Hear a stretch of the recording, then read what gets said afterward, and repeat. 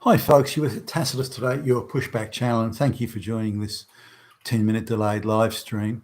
In this essay, I'd like to talk about the level of control that big finance, big international finance has over the entire Western world. Now, you could say that big finance is, if not in total control of the globalist project, they're certainly premier players at the table, if not the premier player.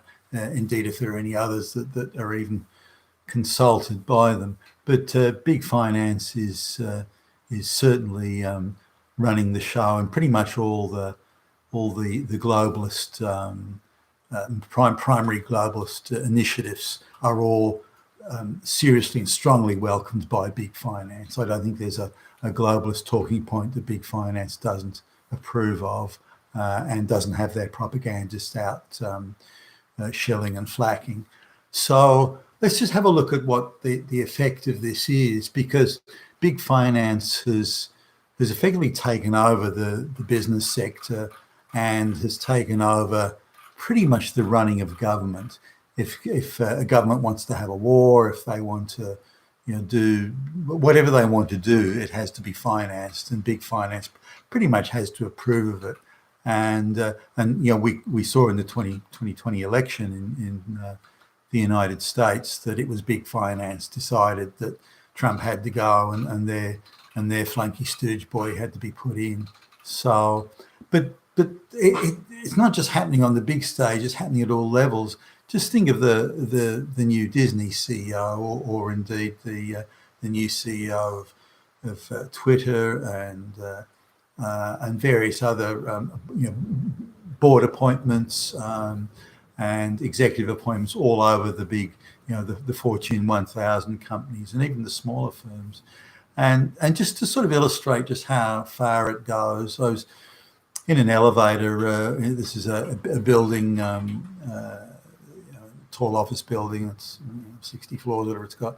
And I was in the elevator there, and there's a guy was in the elevator, and he, I bumped into him before and seen him around, and I just assumed he was a very junior clerk. He was one of the, he's probably, I don't know, 5'4", 5'5", maybe medium build. He's in his 50s, and one of these people that sort of bows his head forward and looks up at you as if he's begging forgiveness for even being alive.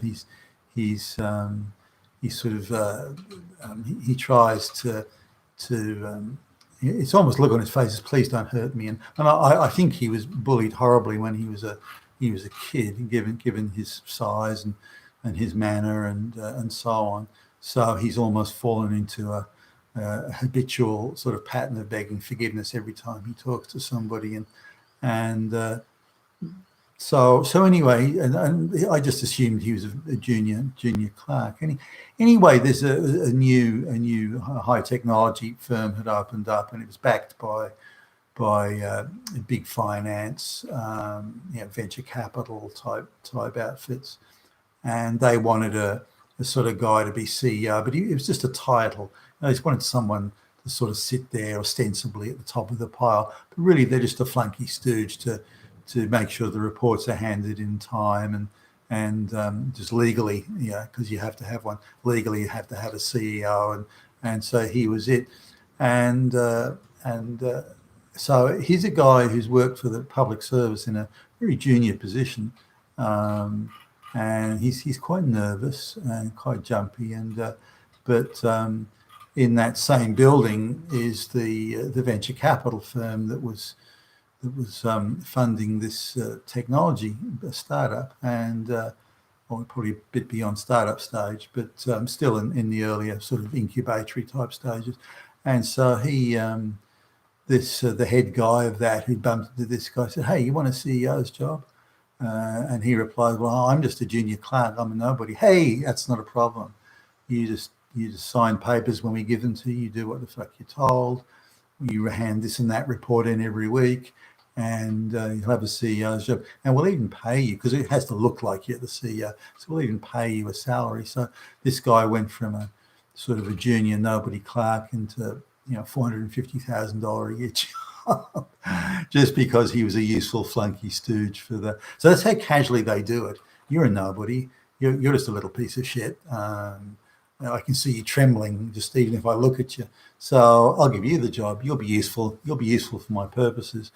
Now, if you multiply that out across tens upon tens and tens of thousands of appointments across the business sector and in government and so on, then that's the effect that these guys, this big finance end of town has.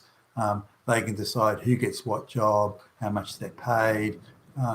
They can go to the political Democrat Party machine and goes, we want more black lesbians in. Done, you've got it. And, these politicians and so on, they're not really paid that much. And if you want to live a ritzy sort of life in a big city now, even at $170,000 or $200,000 a year, it's not enough. It's not enough to do that. Maybe if you've got a very safe electoral district and you can notch up 35, 45 years of that salary and all the benefits and the retirement benefits to go with, maybe then over that period of time. But outside of that, you can't do it, not on that sort of money. So politicians are as much as anyone else, because of the increased cost in living, because when they want to buy a house, they've got to compete with Russian oligarchs and Chinese Communist Party goons and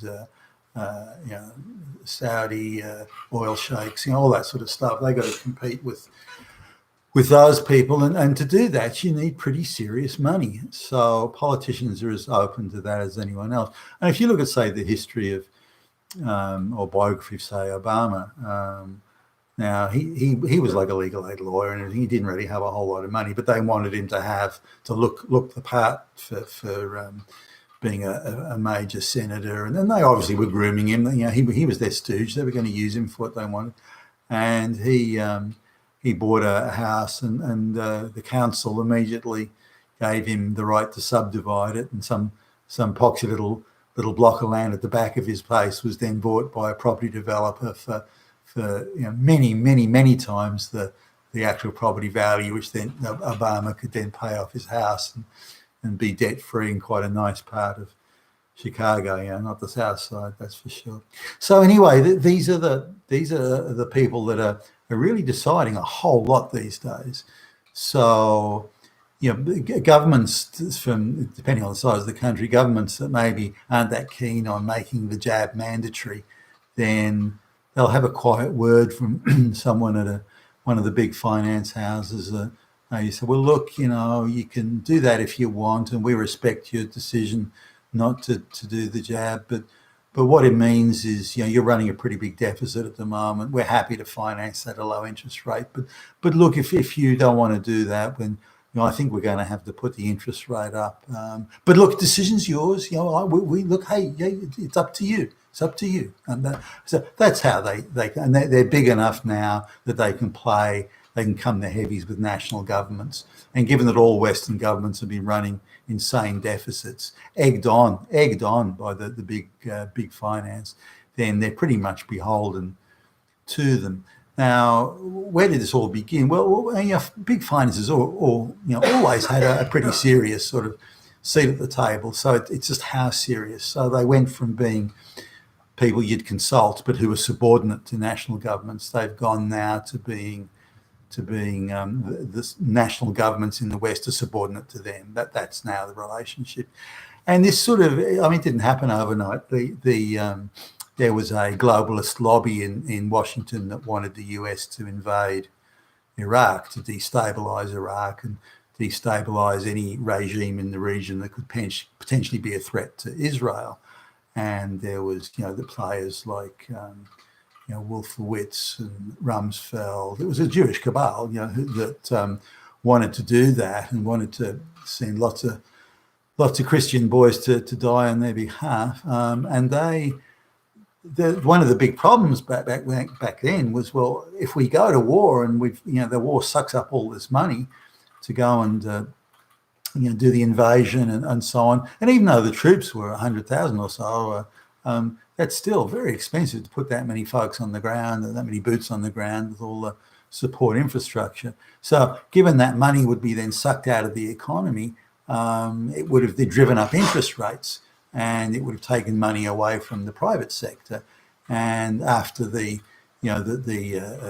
dot-com crash in 2000, the governments were wanting to sort of revitalise the economy and reflate it and so on. And Greenspan was reducing interest rates. So Big Finance said, look, you can have your war. And again, the cabal wanted the war. But we've got a new way of how we count money, how we account for it in the economy. We've got a new way of doing that. And we can just have one lot of money that we keep on recounting and recounting. I mean, I'm simplifying it here, obviously, but effectively printing money, which is, of course, still going on today. So we can do that, which won't have any effect on inflation. We can keep inflation sort of quite low, certainly in terms of interest rates. So in return, the government then says, well, we'll keep wages low. Okay, well, we want you to bring in a lot of brown and black people, people from third world countries, Mexico or wherever, bring them into the US to keep the wages depressed. Now, certain categories of investment, we do want them to increase in price, such as real estate and stock prices. We do want that. So that can be allowed to inflate. But then let's do a new way of measuring inflation. So even though inflation might be high in terms of food and real estate and rent and mortgage, even though inflation might be high there, because we're going to count it differently, it'll still look like inflation's really low, even though it isn't. But that'll allow us to profiteer in shares, rigged stock market shares. Nothing's going to have intrinsic value there, and also in real estate, but that will allow us then to run a bond market that'll bring in a lot of money as well. So that the whole architecture was set up to actually give the big end of town control of or a process that would lead to full control of Western governments. Now, in 2008, they overreached and got too greedy, got too clever, and had too many goons running around. So they had the big stumble there. But in return for sort of keeping it together, and a lot of politicians were panicking about that the whole thing would come crashing down. I don't think it was in danger of that, or not in reality. I think there was a lot of propaganda around it. And also, you had companies at the same time in trouble, General Motors, and finance was needed for that. So what ended up happening was that the financial sector, the big finance, took even bigger control. Even though they were covered in anything but glory, they even took bigger control from the 90s. And so from that point on, 2008 onwards, it's been that they've had almost total control, and they're the ones that are controlling the media and driving the racism and the race and gender and all this sort of stuff, and the Black Lives Matter. And where do you think the money comes from to all these sort of things, all these front organisations? So they're doing. So that's what big finance has kind of done. So until we can unwind their influence, I think it's going to be really hard to sort of stop, stall, or even wind back globalization. But that's my take on things. You've been with Tastus today, your Pushback channel, and thank you for listening.